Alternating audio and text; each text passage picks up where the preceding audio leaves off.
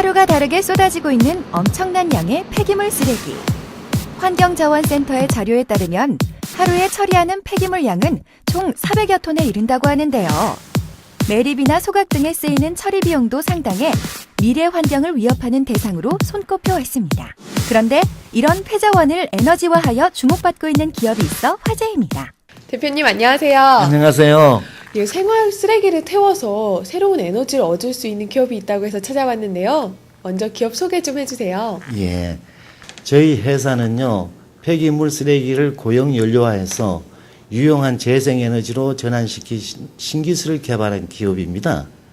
기존의 단순 소각이나 매립에 의존한 폐기물 처리 방법과는 달리 RDF 고용 연료를 완전 연소시킬 수 있는 토네이도 연소 공법, 또 다기능 열분해 가스화 설비, 에너지 해소 시스템 개발에 성공을 해서 폐기물 에너지화 산업을 선도하는 기업으로 주목받고 있습니다.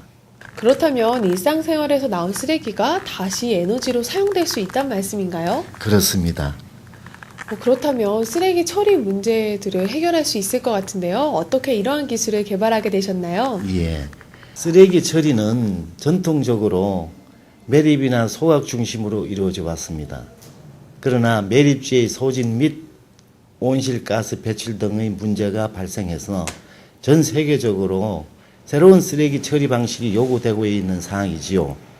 친환경적인 쓰레기 처리 방식을 연구하다 폐기물 쓰레기를 연료화해서 에너지 얻는 기술을 개발하게 되었습니다. 천연 에너지의 고갈과 환경 오염 등의 문제로 재생에너지에 대한 관심이 높아진 요즘 폐자원 에너지화는 두 마리 토끼를 잡을 수 있는 효과적인 방법이지요. 충남 금산에 위치한 생산설비 공장.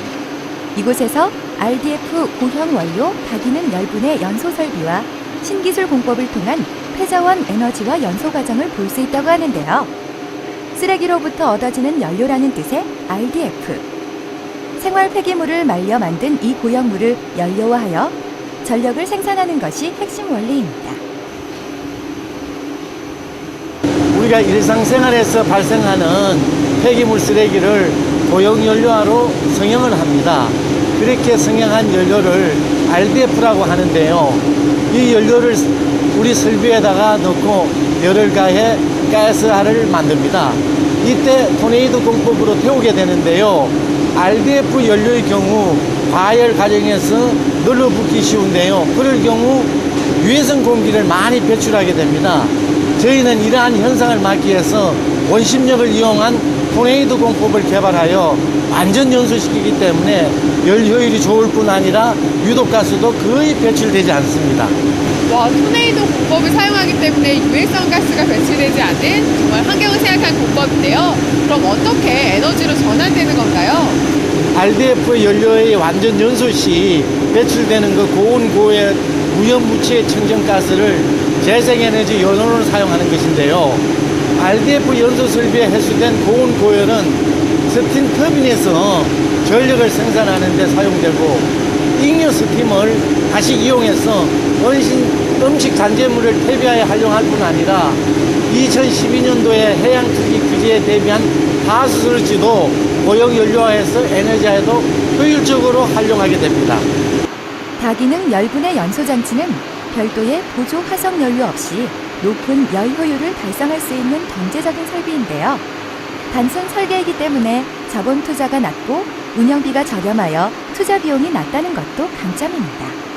그렇다면 다른 연료와 비교했을 때 얼마나 경제적인 효과가 있나요? 예, 다른 에너지원별 전력 생산 단가를 비교해 보면은 킬로와트당 태양광 같은 경우는 716원, 중유 같은 거는 192원, LNG는 164원, 또 수력 같은 거는 한 134원이 드는데요.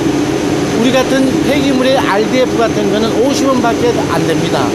그럼 기존에 다른 에너지원과 비교했을 때 경제성이 확연히 눈에 띈다고 볼 수 있습니다.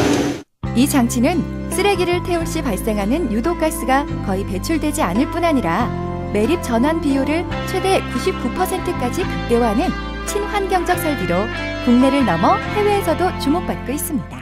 대표님, 제가 대표님과 함께 토네이도 공법도 둘러보고 친환경적인 설비 공법도 둘러봤는데요. 정말 전 세계적으로 주목받는 이유를 알 것 같습니다. 예. 전 세계적으로 연간 20억 톤의 도시 폐기물이 배출되고 있으며 OECD 국가들의 경우 연간 2,700억 달러의 쓰레기 처리 비용을 지출하고 있을 만큼 폐기물 쓰레기 처리는 우리나라뿐만 아니라 전 세계적인 문제입니다. 그런데 저희 핵심 기술은 연료화라는 가장 긍정적인 방식으로 폐기물 쓰레기를 처리할 뿐만 아니라 깨끗한 공정으로 고효율의 에너지를 얻는 데 도움을 주지요. 이번에 G20에서 주요하게 다루었던 친환경 녹색 성장이라는 의제에 저희의 이러한 기술이 부합하여 더욱 주목을 받을 수 있었던 것 같습니다. 말씀을 들으면 들을수록 앞으로의 대표님의 행보가 더 기대가 되는데요. 향후 계획은 어떻게 되시나요? 예.